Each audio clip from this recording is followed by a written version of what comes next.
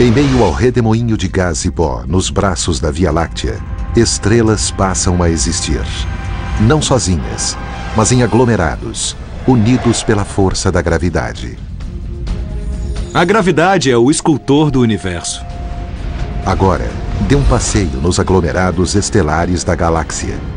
Os mapas do tesouro do espaço, que guardam pistas para os mistérios dos 4 bilhões de sóis da Via Láctea. Aglomerados estelares nos permitem saber como é a vida das estrelas, como vivem e como morrem. É uma existência violenta e caótica, onde nossa busca por aglomerados cósmicos podem acabar revelando um universo na escuridão pela eternidade.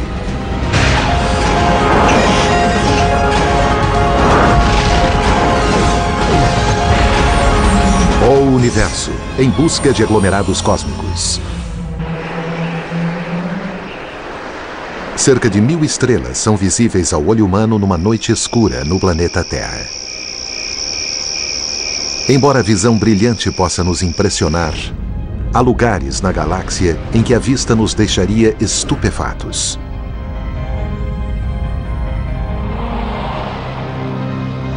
Imagine o Sol à beira de um aglomerado gigante formado por 1 milhão de outros sóis, preenchendo os céus de horizonte a horizonte. A densidade estelar é muito grande. As distâncias entre estrelas podem ser de centésimos de um ano-luz ou algo assim. Os magníficos aglomerados da galáxia são mais do que belos de se ver.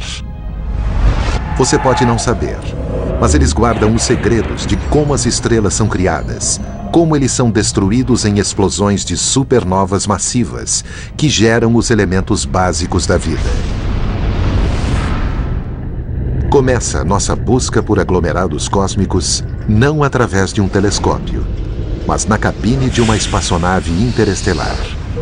Nossa missão: percorrer a galáxia e descobrir por que os aglomerados são tão valiosos. Porque eles são a chave para desvendar os mistérios das estrelas.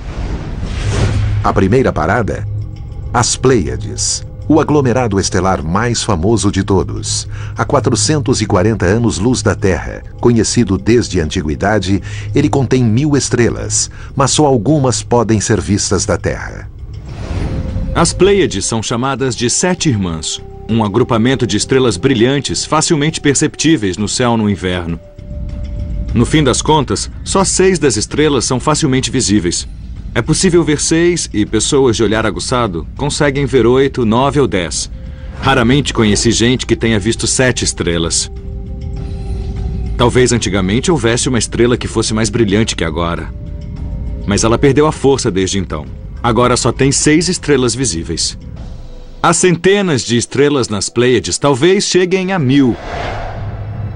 Circulamos as Pleiades em busca de pistas que podem revelar os segredos do universo para nós, porque os aglomerados guardam a chave para compreender como as estrelas nascem, como elas vivem e morrem, os segredos da criação. Como em todos os aglomerados, vemos que as estrelas nas Pleiades estão próximas umas das outras. Elas têm praticamente a mesma distância da Terra. É claro que as estrelas do aglomerado não têm exatamente a mesma distância de nós. Mas elas estão tão longe que as pequenas diferenças de distância são bem mínimas, são diferenças irrelevantes. Uma boa analogia é um estádio cheio de gente visto de um balão no alto. Do ponto de vista do balão, boa parte das pessoas está à mesma distância. Boa parte do que conhecemos sobre as estrelas, seu tamanho, peso e idade, vem compreender seu brilho inerente. Mas não se pode avaliar o brilho de uma estrela se não souber sua distância. É aí que entra o aglomerado. O fato das estrelas de um aglomerado terem basicamente a mesma distância de nós é muito importante. Isso nos dá uma amostra de estrelas, onde podemos ver qual é o brilho intrínseco real dessas estrelas. Se não soubermos que as estrelas estão no mesmo local, não sabemos se olhamos para uma estrela brilhante que está longe ou uma estrela fraca que está próxima. Não tem como dizer. Mas num aglomerado com todas juntas, dá para ver isso. As mesmas regras que se aplicam às estrelas também se aplicam aos carros na estrada. Aqui temos 2 carros, mesma marca, mesmo modelo. Então sabemos que os faróis de cada carro são exatamente iguais e igualmente brilhantes. De onde estou, os faróis de um carro são iguais ao do outro. Faz sentido. Mas agora, vamos fazer esses carros se parecerem com as estrelas no universo, as mesmas estrelas, mas distâncias diferentes. Ok, Amy, pode dar ré.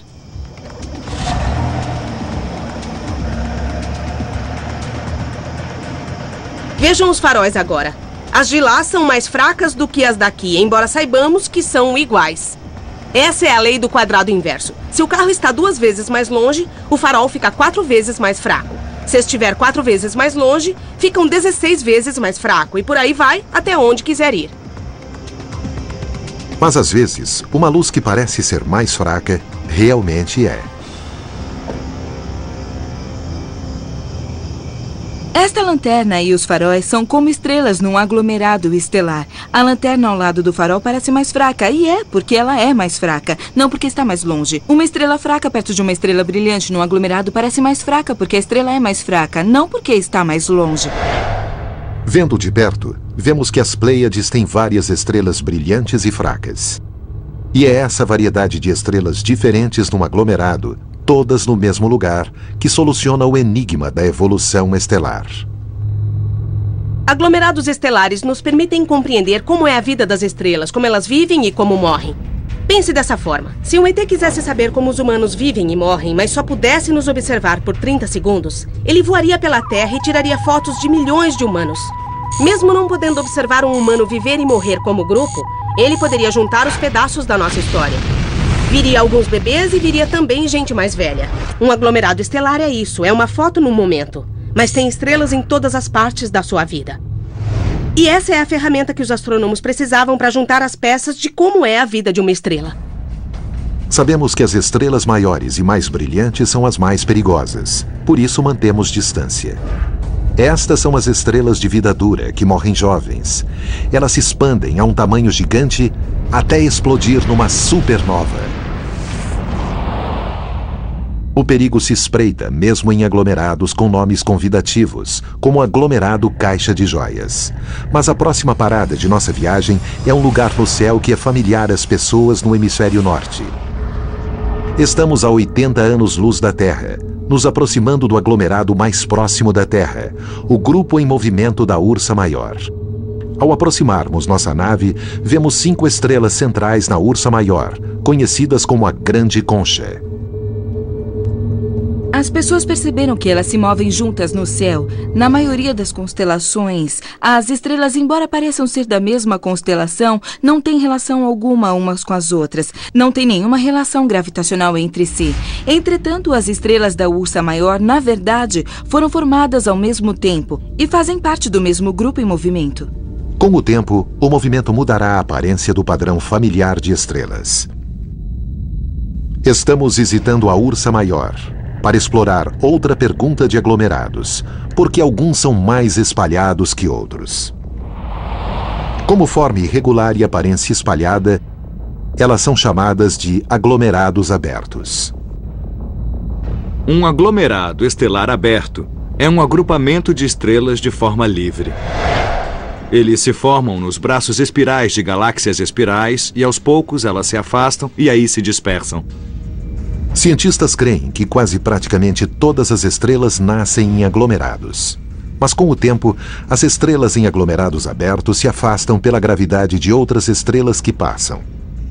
Isso significa que os aglomerados são jovens, senão, suas estrelas não estariam mais em aglomerados. Um aglomerado estelar é como esse monte de confetes na minha mão. Aos poucos, a gravidade afasta as estrelas e dispersa o aglomerado. Mas posso soprar esses confetes e dispersar esse monte. Vou fazer isso. Agora, se isso fosse um aglomerado estelar em vez de um monte de confete, a gravidade seria o agente que afasta as estrelas, dispersando o aglomerado até não sobrar nada ou quase nada. Como exploradores, estes aglomerados jovens são importantes para nós. Com muitas estrelas em um só lugar, é como se fizéssemos uma pesquisa e descobríssemos se diferentes tipos de estrelas são comuns ou raras na galáxia. Na maioria dos aglomerados, vemos rapidamente que há muitas estrelas grandes e brilhantes, talvez um número maior de estrelas comuns, como o nosso Sol, e muitas estrelas fracas, que quase não são visíveis no grupo. Mas elas são muito apinhadas? Estrelas em aglomerados estão separadas por bilhões de quilômetros. Mas quando somamos suas distâncias no computador da nossa nave, descobrimos que elas estão muito mais próximas do que nos acostumamos em casa. A densidade das estrelas em volta do Sol é de pouco mais de uma estrela para cada 50 anos-luz ao cúbico. Num típico aglomerado aberto, haveria 500 estrelas no mesmo espaço. Nós já estivemos em um aglomerado aberto, mas já estamos na galáxia há tanto tempo que nossas estrelas irmãs já podem estar do outro lado da Via Láctea. Como teria sido o Sol quando ele fez parte de um aglomerado? Para descobrir, montamos um plano de voo a um lugar em que as estrelas estão formando um aglomerado agora. Viajamos 1.500 anos-luz da Terra até a nebulosa de Órion, que parece uma estrela na espada de Órion, mas de perto é um espetacular show de luzes. A nebulosa de Órion é uma das grandes maternidades estelares que conhecemos. Ela está formando estrelas agora. Se você voasse através da nebulosa de Órion, veria várias estrelas. Mais perto do meio, tem 4 estrelas mais brilhantes. Elas formam uma configuração chamada de trapézio. Se você voasse por essas estrelas, você veria essas 4 estrelas brilhantes recém-formadas e um bando de estrelinhas flutuando por lá. Seria uma viagem maravilhosa. Nós nos dirigimos para as estrelas do trapézio, as 4 mais brilhantes num aglomerado que é um laboratório agitado de formação de estrelas. Milhares de outras estrelas foram formadas ou estão sendo formadas. Mas à medida que isso acontece, os cientistas creem que o aglomerado impõe uma espécie de controle de natalidade sobre todo o ciclo. Só uns 10% da massa de uma nuvem que formará estrelas realmente se transforma em estrelas. Então, por que tão pouca matéria numa nuvem acaba se transformando em estrelas? Nós passamos a acreditar que há um processo de retroalimentação. Quando você forma estrelas, elas se retroalimentam da nuvem atuando como um termostato, limitando a quantidade de formações estelares que possam se formar. Na aglomeração de trapézio, você tem aquelas 4 estrelas massivas, que produzem uma enorme quantidade de radiação ultravioleta, assim como ventos que correm na área em torno, e eles irão afetar o gás que quer formar estrelas. Então, mesmo você tendo milhares de estrelas se formando em volta do trapézio, o ritmo de formação de estrelas naquela região é afetada pela radiação ultravioleta e pelos ventos daquelas estrelas massivas. Se as nebulosas são uma maternidade estelar do cosmos, os aglomerados são seus colégios de primeiro grau, onde as estrelas se unem até que a vida e a galáxia as afastam, mas está claro que nem todos os aglomerados são iguais. Agora, vamos encontrar parte do que forma alguns dos ambientes extremos em toda a galáxia, onde as estrelas são tão massivas que estão a ponto de explodirem no esquecimento.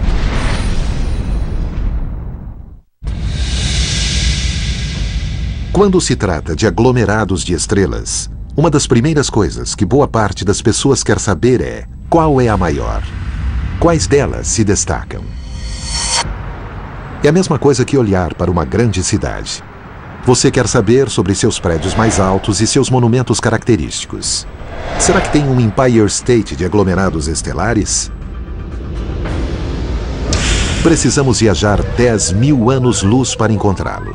Chama-se Westerland 1, um superaglomerado com uma massa total de 100.000 vezes a do nosso Sol. Westerland 1 detém o recorde mundial de maior aglomerado jovem conhecido. Ele tem cerca de 100.000 estrelas e o estranho é que por muito tempo não sabíamos que era tão massiva. Os astrônomos sabem sobre a Westerland 1 há muito tempo, mas só há uns 5 anos tivemos o primeiro vislumbre, que foi quando tivemos detectores infravermelhos que puderam perscrutar através da poeira da galáxia que se situa entre a Terra e o aglomerado. Avanços recentes na astronomia infravermelha revelaram um espaço a apenas 6 anos-luz, recheado de grande população de estrelas. As maiores e mais brilhantes são fenômenos galácticos, estrelas supergigantes numa gama de tamanhos e cores, do azul ao vermelho e até amarelo. A fase supergigante azul e as fases supergigantes amarelas e vermelhas representam fases no tempo de vida de uma estrela massiva. No começo são azuis, viram vermelhas, em alguns casos ficam intercalando entre azul e vermelho. Se as camadas externas forem erguidas, veremos mais profundamente o material mais quente. Entre as fases vermelhas e azuis, elas são amarelas, então as chamamos de supergigantes amarelas. O Sol, que é frequentemente chamado de estrela comum, é mínimo quando comparado a supergigantes de qualquer cor. Suponha que o nosso Sol, que tem aproximadamente 100 vezes o diâmetro da Terra, fosse reduzido ao tamanho desta cabeça de alfinete, menos de 3 milímetros. Então reduzimos bastante o Sol. Nesse caso, as maiores estrelas, as supergigantes vermelhas, seriam do tamanho da cúpula desse telescópio atrás de mim. Elas são enormes comparadas ao Sol. E o Sol, como ele é, já é enorme comparado à Terra. Estrelas supergigantes, sejam azuis, amarelas ou vermelhas, são coletivamente chamadas de estrelas massivas evoluídas. Isso significa que elas queimaram seu campo nuclear de hidrogênio e se transformaram em gigantes, que vão acabar explodindo como supernovas. As supernovas são tão brilhantes que é fácil vê-las de muito longe. Mas David I., de Ewing, Pensilvânia, quer perguntar ao universo se uma supernova pode distorcer tempo e espaço o bastante para que percebamos uma mudança. David, tomara mesmo que uma supernova crie uma perturbação tão grande, uma dobra no tempo e no espaço, que seja perceptível. Mas não será facilmente perceptível, você não vai ser chacoalhado. Mas esperamos que a atual e a futura geração de detectores de ondas gravitacionais detectem essas leves ondulações na estrutura do tempo e espaço. Essa é a nova janela inexplorada da astrofísica, a astronomia da onda gravitacional. Nosso próximo Sol evoluirá para ser um gigante vermelho. Ele se expandirá tanto que engolirá a órbita da Terra. Mas ele não chegará ao tamanho da órbita de Júpiter, como supergigantes, nem explodirá numa supernova. Ter supergigantes num aglomerado nos dá dicas sobre a idade dos aglomerados. Essas estrelas incrivelmente massivas são importantes porque têm vidas muito curtas. Elas só vivem por 5 ou 6 milhões de anos. Então, se você vira uma estrela massiva evoluída, ela está próxima do fim de sua vida. Você sabe que o aglomerado não pode ter mais do que 5 ou 6 milhões de anos, porque se fosse, aquela estrela massiva já teria explodido. Até o momento, astrônomos só descobriram alguns desses aglomerados extremamente maciços. E como Westerland 1, todos eles eram praticamente desconhecidos até bem pouco tempo. Só para mostrar como somos ignorantes, há menos de 10 anos não sabíamos nada a respeito desses aglomerados maciços. Os aglomerados jovens que conhecíamos há mais de 10 anos, todos tinham menos do que 10 mil estrelas. Conhecemos milhares desses aglomerados menores. No momento, só conhecemos uma dúzia desses aglomerados maciços. Como nossa galáxia está tão cheia de poeira, boa parte dos aglomerados descobertos até aqui existem numa área à nossa volta na Via Láctea. Mal podemos ver o centro da galáxia. Mas à medida que a tecnologia avança, nossa visão se estenderá cada vez mais até os braços espirais mais distantes. Westerland não será o aglomerado jovem mais maciço por muito tempo. Estamos descobrindo novos aglomerados o tempo todo. Uns poucos superaglomerados estão perto do centro da galáxia, onde as marés gravitacionais do buraco negro gigante da Via Láctea pode despedaçá-los em poucos milhões de anos.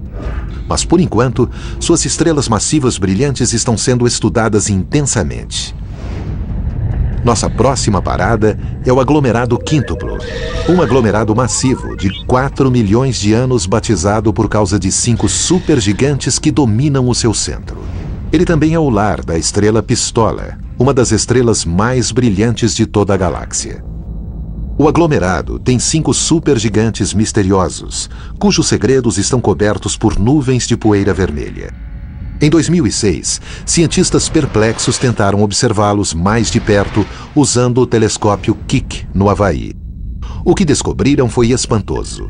2 das estrelas estão cercadas por espirais bizarras, que significa que os supergigantes não estão sós. No aglomerado estelar quíntuplo, existem várias estrelas massivas que estão em sistemas binários e estão no processo de soprar gentilmente seus envelopes externos, que colidem entre si e formam o padrão de espiral. É bem incomum encontrar várias dessas coisas no mesmo lugar. Estrelas assim são muito raras. Se você olhar em outros lugares da nossa galáxia, você até encontrará uma aqui e outra ali, mas não muitas delas, apenas concentradas num local. É só uma questão de tempo até que estas e centenas de outras estrelas massivas iluminem o aglomerado com explosões de supernovas, explodindo seus próprios planetas e exterminando quaisquer civilizações nos mundos em volta com uma radiação mortal. Perigos semelhantes escondem-se em outro aglomerado perto do centro da galáxia. Chama-se Aglomerado do Arqueiro, a 25 mil anos-luz da Terra e a 100 anos-luz do centro da Via Láctea.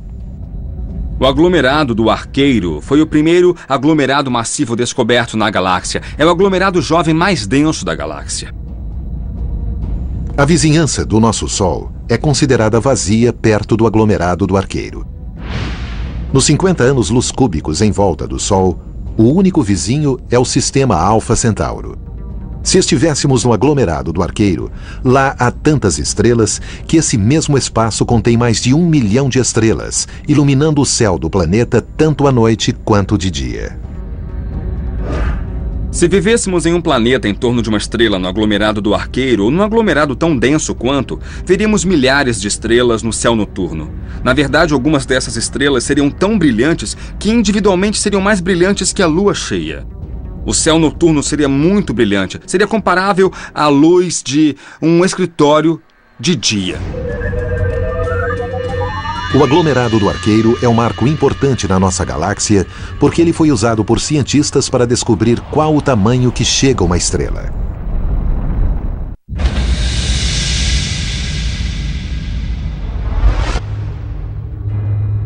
Nossa busca por aglomerados cósmicos nos levou ao Arqueiros, um dos aglomerados mais importantes na nossa galáxia. Foi aqui que os cientistas descobriram qual o tamanho que uma estrela pode atingir. Parece uma pergunta simples, mas nós não sabíamos até há poucos anos qual o tamanho que pode chegar uma estrela. Arqueiro tinha tudo que os cientistas precisavam para responder essa pergunta. Primeiro, num aglomerado bem grande, havia muitas estrelas massivas para estudar. Depois, com cerca de 2,5 milhões de idade, o aglomerado já era jovem o bastante para suas estrelas massivas não terem explodido ainda. Então, a maior estrela do aglomerado seria um bom guia do tamanho que pode chegar uma estrela no universo. O que vimos nos Arqueiros foi uma grande quantidade de estrelas com pouca massa, umas poucas, talvez 100 estrelas médias. E cerca de uma dúzia de estrelas bem massivas, com 130 vezes a massa do Sol. Além disso, não vimos nada, é como cair no abismo. Se estrelas maiores que 130 vezes a massa do Sol pudessem se formar e viver, elas estariam lá no Arqueiro. Então, aparentemente, a natureza limitou a massa máxima de uma estrela em cerca de 130 a 150 massas solares. Ao viajarmos para longe do jovem aglomerado do Arqueiro, traçamos o curso para uma parte diferente da galáxia. Nos arredores da Via Láctea estão seus cidadãos mais velhos, os aglomerados globulares. Um aglomerado globular soa muito bem, é uma das minhas palavras preferidas, um globo, e é exatamente o que isso é. Chega a ter 1 milhão de estrelas num grande aglomerado apertado. São muito misteriosos, pois parecem ser bem velhos como algumas das estrelas mais velhas da galáxia. Na verdade, algumas estrelas são tão velhas, mas tão velhas quase quanto o universo em si. Embora sejam visualmente impressionantes, é a idade dos aglomerados globulares que é tão empolgante. Como são quase tão velhos quanto o universo, eles despertam a dúvida da idade da galáxia. Será a Via Láctea tão antiga quanto o universo? Temos boas provas de que o universo tem cerca de 13,7 bilhões de anos. Como os aglomerados globulares têm cerca de 13 bilhões de anos, isso significa que eles se formaram no primeiro bilhão de anos depois do Big Bang. Essencialmente, isso marca o nascimento da nossa galáxia. Acreditamos que outras galáxias também foram formadas no primeiro bilhão de anos após o nascimento do universo. Os cientistas não sabem como se formam os aglomerados globulares. É um dos grandes mistérios da astronomia. Por também serem encontrados em outras galáxias, isso pode ter algo a ver com a formação das galáxias. Como vemos que as estrelas individuais nos aglomerados globulares são muito velhas, em alguns casos elas têm 13 bilhões de anos, nós sabemos que os globulares são velhos assim e que eles se formaram quando a galáxia estava se formando. Ainda não está claro se o sistema se formou primeiro e depois a galáxia se condensou a partir da nuvem molecular restante ou se eles se condensaram e se formaram ao mesmo tempo. Encontrar aglomerados globulares nos levam para fora do caótico disco da galáxia, onde está boa parte das estrelas, até um lugar chamado halo galáctico. O halo da nossa galáxia, a Via Láctea, é uma vasta distribuição de estrelas esfericamente distribuídas que está em volta e envolve o disco da nossa galáxia espiral. É onde ficam os aglomerados globulares. Há cerca de 160 aglomerados já conhecidos, mas acredita-se que já houve muitos mais. Sua presença no halo, fora da influência do disco galáctico, pode indicar como eles mantêm sua forma esférica. Pode ser que quaisquer globular perto do disco tenha se dissipado há muito tempo. Mas há pelo menos um aglomerado no halo que está perto de ser despedaçado. Um aglomerado que perdeu 80% de suas estrelas de quando foi formado. Mudamos nosso curso para o aglomerado globular M12 para ter uma visão de perto da devastação. O M12, em vez de orbitar por fora da nossa galáxia ou passar através dos limites externos, ele passou perto do centro da nossa galáxia. E quando ele fez isso, a interação gravitacional com todas as outras estrelas dentro da Via Láctea foi forte o bastante para puxar algumas das estrelas de baixa massa dentro do aglomerado. O que acontece é que o M12 está lentamente perdendo suas estrelas com menos massa a cada passagem contínua pela nossa galáxia. No fim, não sobrará nada, porque ele terá sido totalmente devorado pela Via Láctea. No momento, a maioria dos aglomerados globulares permanecem abarrotados 60 mil vezes mais densamente em número de estrelas que nossa vizinhança galáctica. Mas como os aglomerados são velhos, quaisquer estrelas massivas brilhantes que eles possam ter tido já se extinguiu há muito tempo. O céu dos aglomerados globulares estaria abarrotado, mas seu brilho continuaria fraco. Se estivéssemos num planeta em volta de uma estrela num aglomerado globular, veríamos milhares delas. Mas a iluminação média à noite seria comparável à iluminação de uma sala com algumas velas acesas. Orbitando em volta do halo, aglomerados globulares são para a galáxia como luas são para um planeta. Aglomerados globulares nos arredores de outras galáxias demonstram que isso é algo que muitas galáxias têm em comum. Agora, nossa rota através do espaço nos leva para bem longe da nossa galáxia. A 60 milhões de anos-luz de distância até uma galáxia elíptica chamada M87, que parece com um aglomerado globular. Boa parte dos pontos nebulosos desta foto do telescópio espacial Hubble são aglomerados globulares orbitando a M87. A galáxia gigante tem 15 mil delas. Mas a M87 representa a ponta do fenômeno de aglomeração. Ela fica no centro de um aglomerado, não de estrelas, mas de galáxias.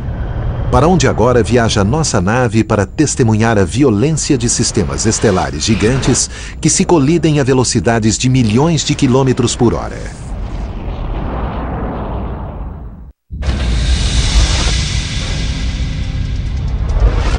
Só é preciso dar algumas olhadas em aglomerados de estrelas para ver como o efeito da gravidade é óbvio para unir estrelas.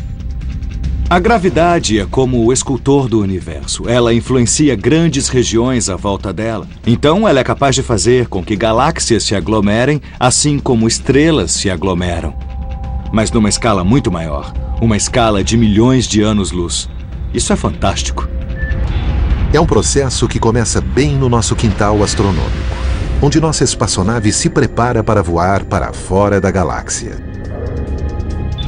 A Via Láctea é uma galáxia grande, mas uma espiral relativamente típica. Estamos localizados num pequeno grupo de galáxias, que é um tipo bem comum de ambiente a ser localizado no universo. Só 5% das galáxias estão localizadas em aglomerados ricos, porém mais da metade delas estão localizadas em pequenos grupos de galáxias.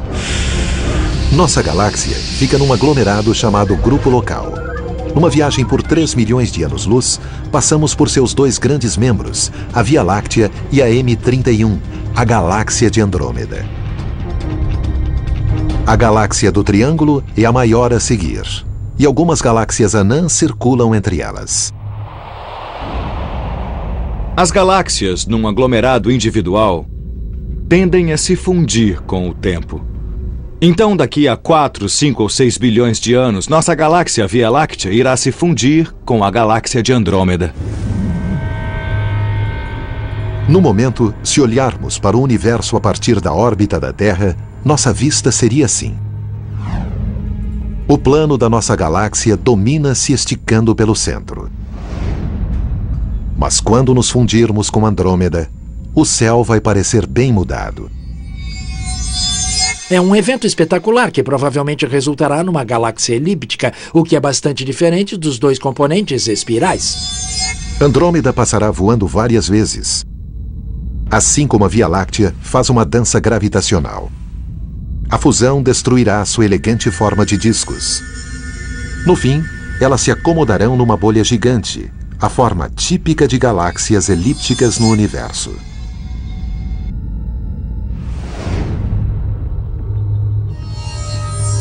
O grupo local é pequeno, comparado aos aglomerados de galáxias no universo. O grande aglomerado mais próximo é a nossa próxima parada. Nosso grupo local fica a cerca de 60 milhões de anos-luz de um aglomerado bem maior, o aglomerado de galáxias de Virgem, que contém milhares de galáxias, não só algumas dúzias. O nosso pequeno grupo no aglomerado de Virgem e alguns outros aglomerados fazem parte de uma estrutura ainda maior, chamada de superaglomerado local. Tais aglomerados são locais violentos, com galáxias se movendo a grandes velocidades.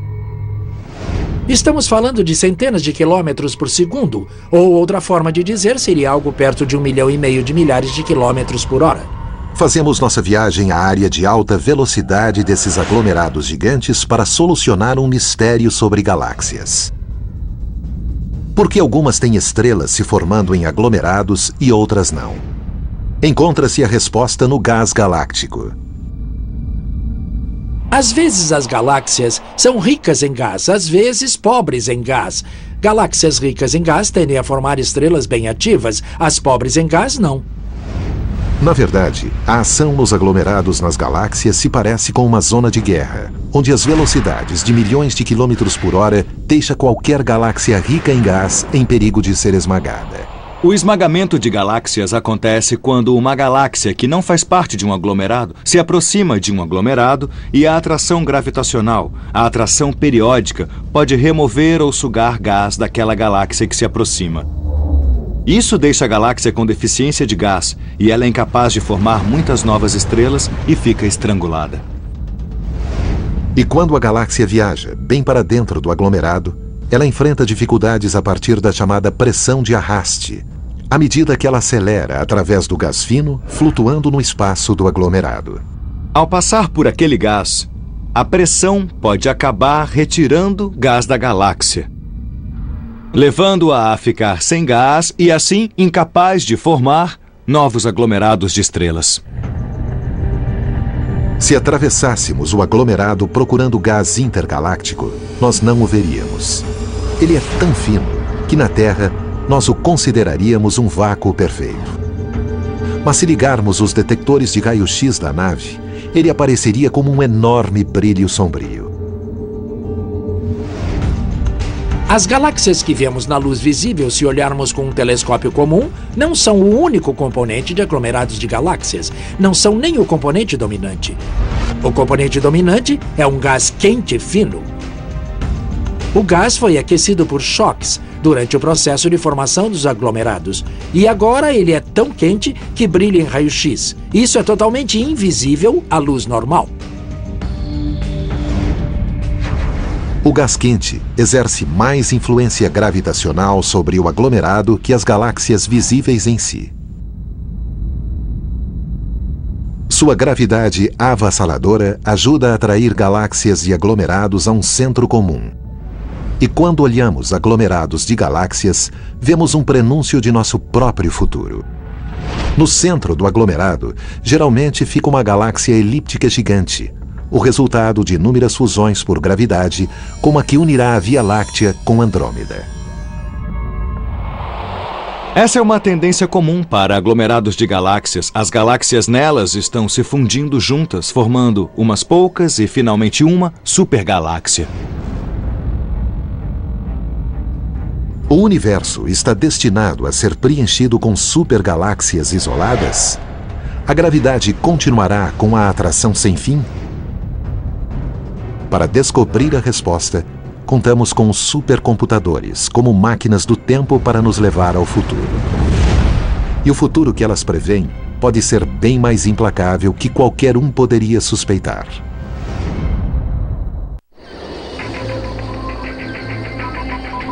Os maiores telescópios e observatórios satélites geralmente proporcionam incríveis fotos de aglomerados cósmicos. Mas, essencialmente, são apenas instantâneos fotográficos. Para realmente observar o universo à medida que ele evolui, precisamos de uma máquina do tempo. Vidas humanas são curtas em comparação à escala de tempo cósmico, mas podemos observar de forma eficaz como as galáxias e os aglomerados de galáxias evoluem, simulando-os em poderosos supercomputadores. O supercomputador transforma a nossa nave numa máquina do tempo para a próxima parte da nossa missão para descobrir como o universo evolui e onde ele vai parar. Esta simulação mostra como um aglomerado de galáxias pode se formar. 12,3 bilhões de anos de evolução estelar está condensada em menos de 1 minuto. Visualizações assim de supercomputadores são ferramentas importantes para nos ajudar a compreender o funcionamento do universo e para onde o futuro nos levará. As simulações que podemos fazer sobre como um aglomerado de galáxias pode evoluir ao longo de bilhões de anos sempre me deixam sem fôlego.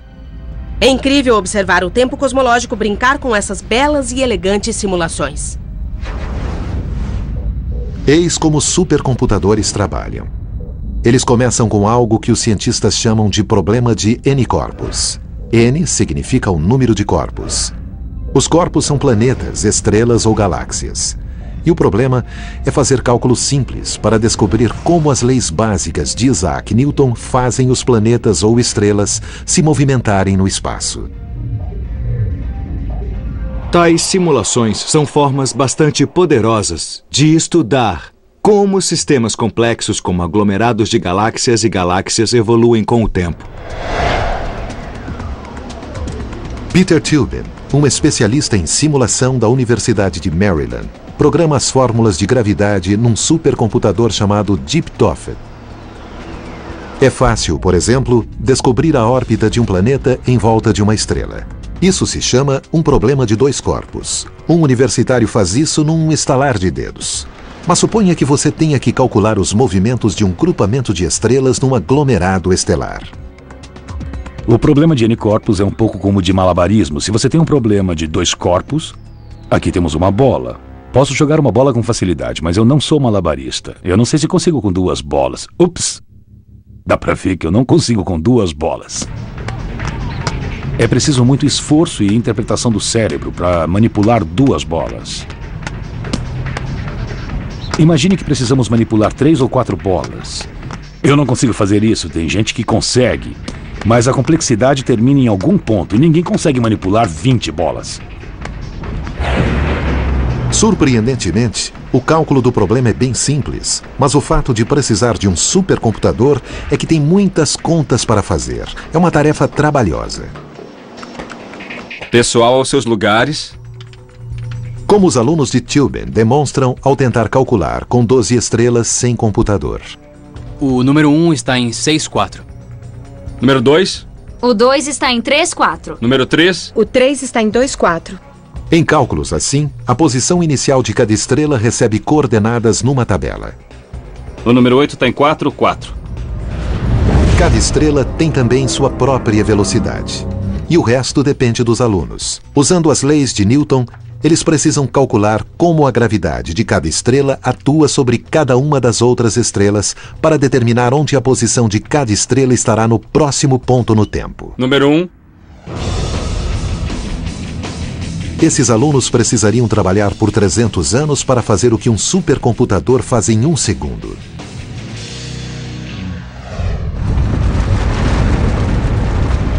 Cálculos de aglomerados de galáxias aumentam até milhões ou até bilhões de corpos N, mas felizmente os supercomputadores estão cada vez mais disponíveis para os astrônomos ansiosos por simular o passado, o presente e o futuro do universo. Os atuais supercomputadores de ponta são computadores comuns que você e eu usamos em casa. São computadores de mesa. A única diferença é que juntamos todos eles. São fáceis e baratos de montar, então tem muitos disponíveis. Uma das mais complexas simulações atuais é a simulação do milênio na Europa, onde 10 bilhões de galáxias foram manipuladas num supercomputador, operando continuamente por 28 dias, utilizando 343 mil horas de processamento. Um dos resultados é uma incrível simulação em 3D que abrange 2,4 bilhões de anos-luz de espaço, mostrando milhões de galáxias aglutinadas em aglomerados em meio a elementos de matéria escura. Usando supercomputadores, os cientistas não só estudam o passado, mas eles podem prever o futuro do universo. Eu acho muito legal que nós possamos pegar o que sabemos sobre as condições atuais do universo e basicamente usar esses computadores para avançar no tempo. Podemos usar isso para extrapolar o que irá acontecer conosco no fim. Esta simulação começa com a sobra de uma espuma quântica do Big Bang e nos leva por 13 bilhões de anos, à medida que tudo se condensa nos aglomerados de galáxias e superaglomerados, junto com uma rede de filamentos de vácuos como os que detectamos hoje. Este é o fenômeno do aglomerado cósmico conduzido pela gravidade ao seu maior extremo. Mas a atração gravitacional é contrabalanceada pela misteriosa energia escura que está afastando os aglomerados de galáxias. Há uns 10 anos, os astrônomos descobriram que o universo não está só se expandindo. Na verdade, sua expansão está se acelerando com o tempo. A gravidade só mantém unidos aglomerados de galáxias localmente. Nosso grupo local de galáxias irá se aglutinar em uma única supergaláxia, mas nem todas as outras galáxias do universo irão se afastar de nós. Daqui a 100 bilhões de anos, esse canto do espaço ficará praticamente no escuro. Assim que as galáxias distantes à nossa volta se afastarem e atingirem a velocidade da luz, até mesmo suas luzes não serão capazes de chegar até nós.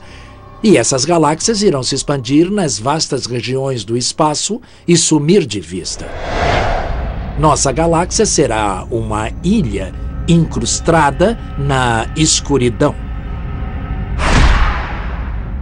Nuvens de gás continuarão a se formar em aglomerados estelares próximos. Mas os astrônomos do futuro não verão ainda no céu além das fronteiras da nossa própria galáxia. A menos que o trabalho dos cosmólogos de hoje seja preservado, não haverá pistas de que um dia houve um Big Bang e uma expansão cósmica.